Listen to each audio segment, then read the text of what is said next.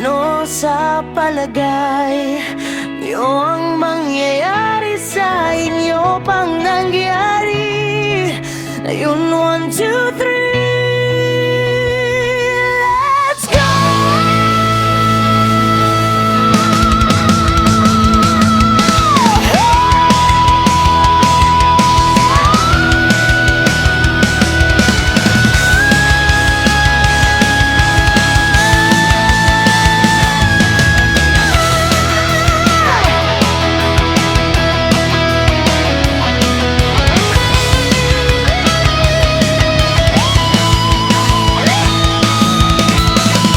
Ngayong gabi, ayos lang humiga sa lungkot matapos ang mahabang araw ng pagpapanggap na matapay. Okay lang rin na tumahimik at walang pansinin na iba.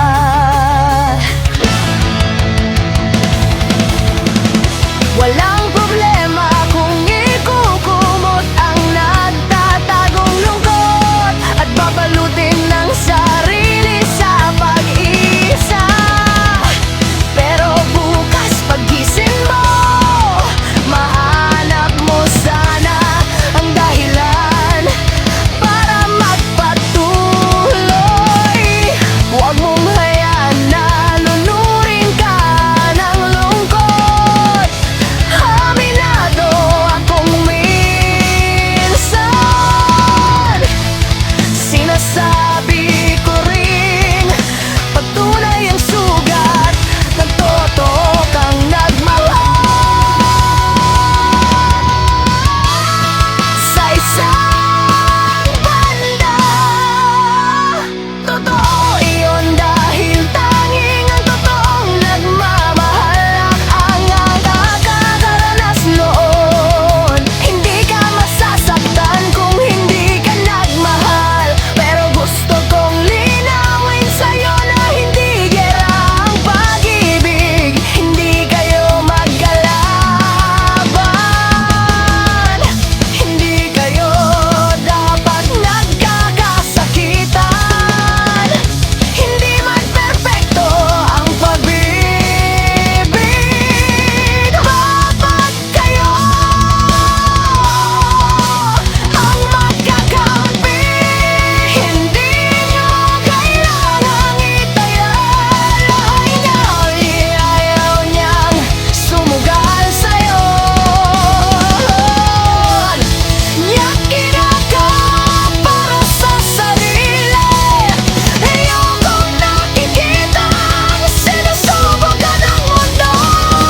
Pero napakagandang pagmasdan na nakatayo kang mag-isang lahat.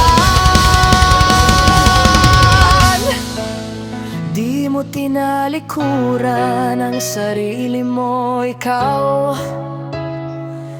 Kahit sobrang sakit ng pinagdaanan mo, nanatili kang mabuti. Kahit hindi sila sa'yo,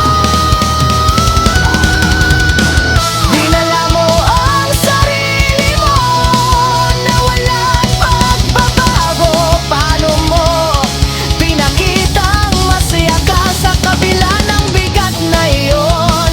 Kahanga-hanga ka, alam ko minsan naisip mo rin ang sinasabi ng iba. Bakit ka raw ba gapakatanga?